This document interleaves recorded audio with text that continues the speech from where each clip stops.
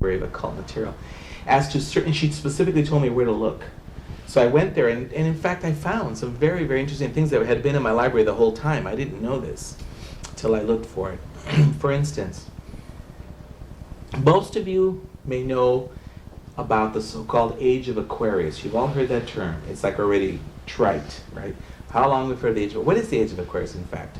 An astrological age is a period of time that lasts 2,000 years. During that time, the events on the earth plane will reflect the sign that that age is about. Now, if you go back to the last 2,000 years, we've been in the age of Pisces for the last 2,000 years, since the birth of the Master Jesus to the time now. And usually a master will incarnate or come by and claim the new age and end it as well. Well, Pisces. Now, if there's any Pisceans in the audience, there's got to be one or two, you know. I love you. Please don't take what I'm about to say too personally. But you know what? If you're Pisces, I'm not too worried about it. Because, as a matter of fact, you also happen to be one of the sweetest and most compassionate signs, and not real likely to, you know, try and hurt me. So, okay, Pisces, water sign. Look at the last 2,000 years. Water, water, water, water, water. Whoever ran the oceans, ran the world. Right? Trade, everything. War. You rule the oceans, you rule the world. Water. It all had to do with water. On one level, that was true. Okay? Trade routes. Marco Polo, Magallanes, everything. It all happened in the last 2,000 years. Go back. And it all happened with boats and ships and the whole number. What happened here? What's one of the most significant events that happened in these islands? Captain Cook. How the heck did he get here? He didn't walk, he didn't fly. He came in a boat. Okay? Water. It's all about water, really. Okay, 2,000 years of that. Pisces, however, also has the questionable tendency to just give it all up. I mean, they will lay their life down for a cause. Now, there's something very beautiful about that, you understand, because that means that you love something more than you love yourself. So there's a beauty there, believe me. But by the same token, there's a point of, can we draw a line here? Pisces doesn't always draw the line. So next thing you know, they're the doormat of the zodiac. At their worst. At their very worst. And ask any Pisces and they will, I guess I've been there, shucks. They all know about it. It's true. Okay, now we've got to love these people because they're born into the territory where that's what they came into. That's the territory, and they took that on, you see. Well, the last 2,000 years have borne that out. And you've seen the masses of people, in many cases, laying their lives down toward a greater cause. Sometimes a greater ruler, sometimes a charismatic ruler. So you're looking at cults, you're looking at this type of thing. Very Piscean. We now come to the Aquarian cycle. We're in it now as we enter. What's Aquarius? Air sign, mental, at its worst, some would say aloof and cold-hearted. Perhaps. But you can see where that balances out the Piscean thing to some degree, you see. And it may just be necessary, especially as the two are merging, right? So it's that kind of thing, okay? So, by the way, thank you so much for that. I feel it. No, I love it. No, I like it. I feel it. Thanks. Okay, so so we're in the age of Aquarius. When would have been the last time we would have been at this point? We're in the dawn into the age of Aquarius. Astrological age, 2,000 years, 12 signs, 24,000 years ago. That's 22,000 BC. The height of Atlantis. The height of the Atlantean culture and continent. Atlantis was a culture of technology. Oh yes, they were. Technology is mental, very male, by the way. Okay, so you come to this point. Now, Atlantis had been evolving for thousands and thousands and thousands of years before that time, okay? But we come to this point, okay, where what? Suddenly, they've hit a technological high. Suddenly, we can do things with machines we could never do before. We could do things scientifically and technologically we could never do before, including crossbreeding, genetic engineering, you name it. And suddenly, the women representing the conscience say, wait a minute, I think we're going a little too far here. Just because you can do something, does that mean you should do it? I mean, hey, you can break somebody's finger. Does that mean you should? No. You want to steal from your best friend. Does that mean you should? No. And down the road. Right? So now we're talking morals and ethics and that type of thing. So what we come up to is the fact that the whole more conscious, spiritual, feminine aspect of consciousness of the Atlantean culture rises up and goes, whoa, red flag, going too far here. Do you think the scientists wanted to hear that? No, he did not. The male side said, you know what? Shut up.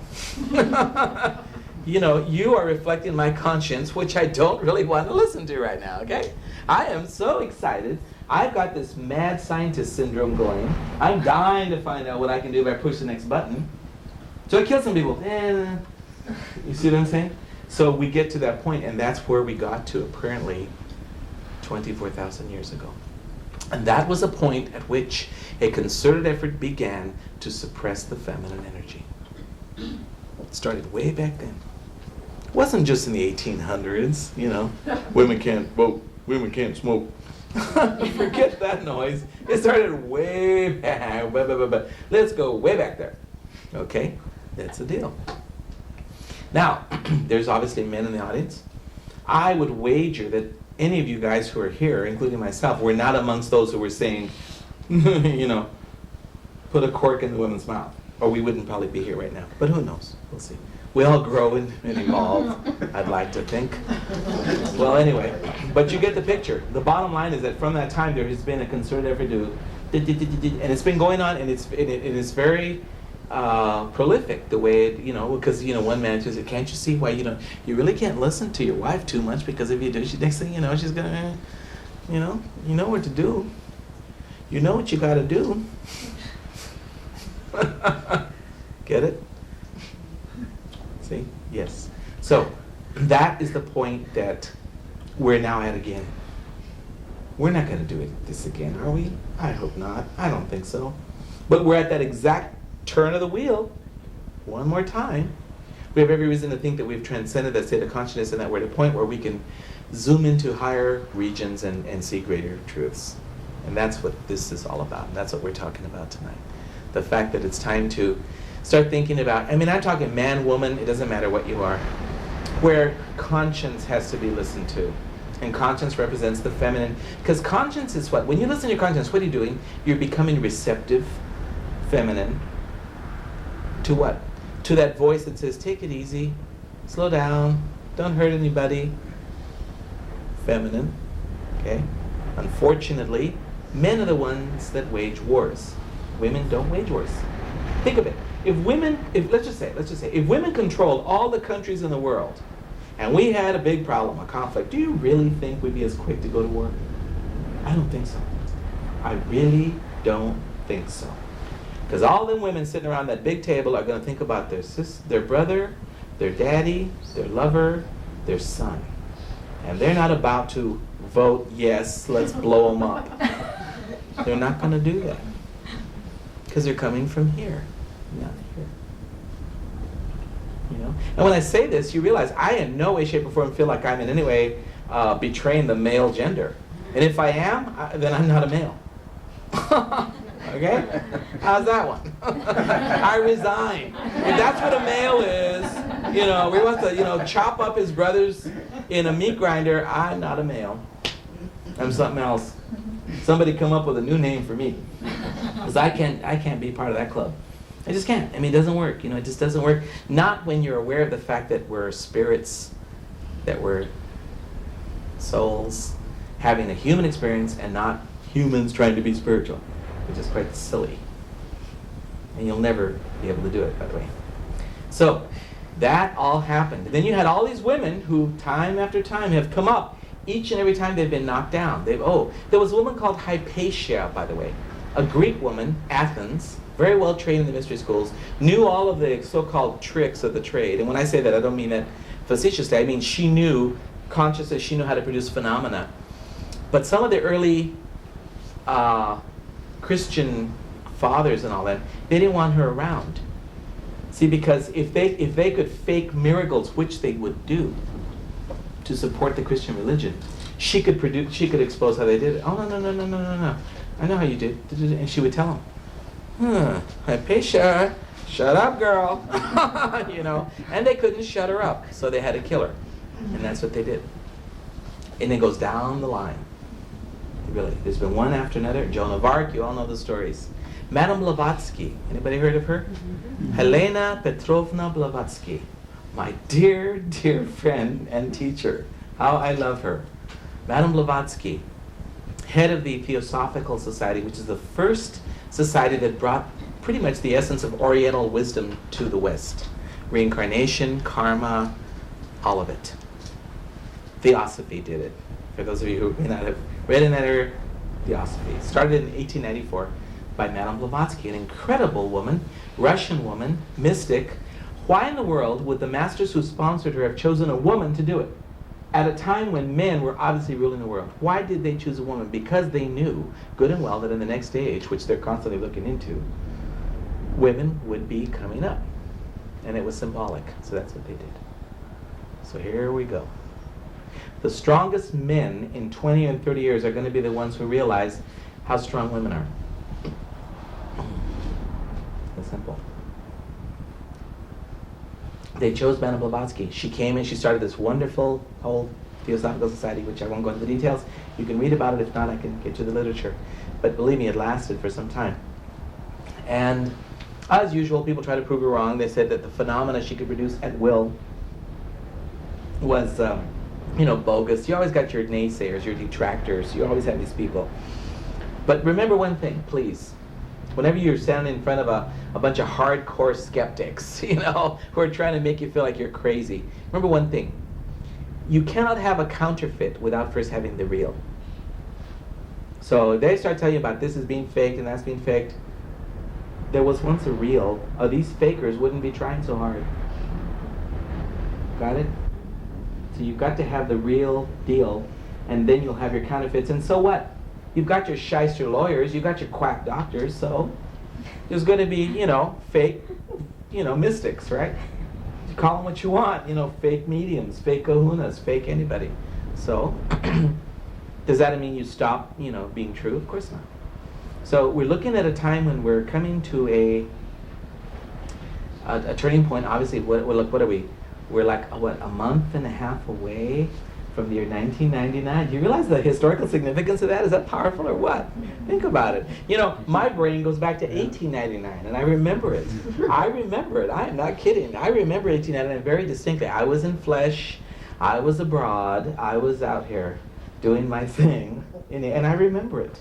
So I know the significance of that year. 1899. My word, by Jove, I was flipped out because of what I thought it was going to do. And it did that and more.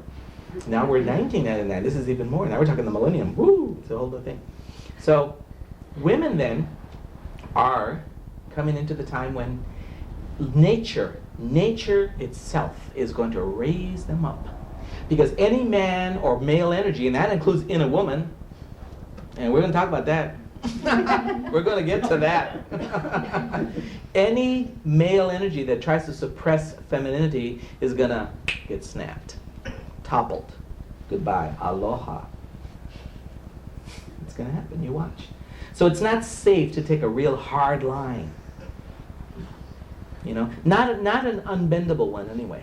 Hard line as far as sticking with your principles, sticking with what you know is right, sticking with, your space where no one's going to, mess with me and walk over me. That's true, and that's real, and we all need to have that. Because nowadays, people are desperate and they're doing funny things.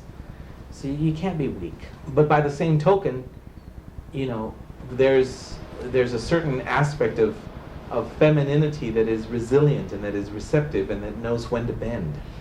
And that's the part that we all have to adopt, and I think we're going to. So that's what this is all about, okay? What are women going to do in the new age? They will probably be, as they appear to be now, but are constantly being held in jail, the educators of the new age.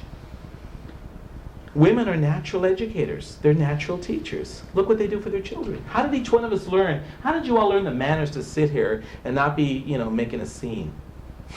Probably a woman, whether it was your mom or somebody else. But, how do you know enough to sit here and, and not be disruptive? Isn't that kind of feminine? I think it is. I think it is, right? Just keep your mouth shut and listen. It is. See, it's a feminine trait. It is. There's a time, women know this all too well, don't they? Don't you all, ladies?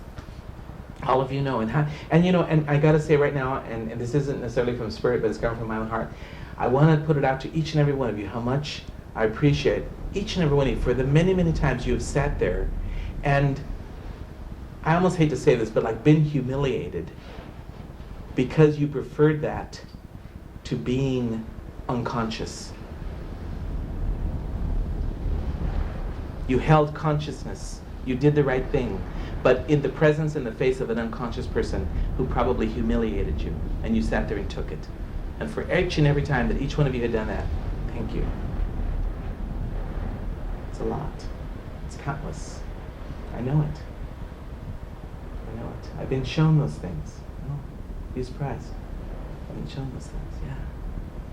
So it's just a point of knowing that there's not, if someone as meager as me can be aware of that, you know that greater computers have it down to the second. Okay? They know every single time you prefer to do that than to, descend to the level of the one that you're with. Okay? Just so you know, it hasn't been in vain. It hasn't been, no one's not noticed it. They have noticed it every single time. And I'm aware of it, just to a little tiny degree. But even I have to say, and thank you for doing it, because in doing it, you have caused the whole consciousness evolution of the earth to progress.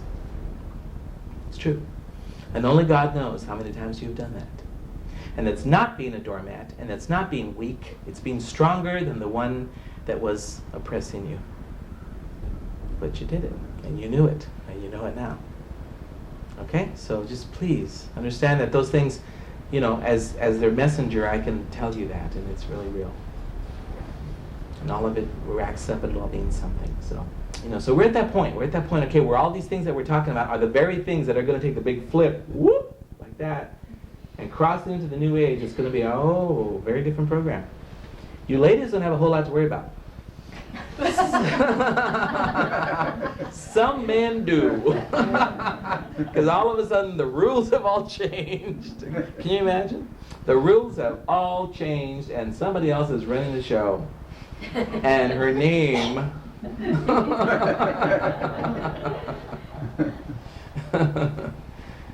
is somebody we all know.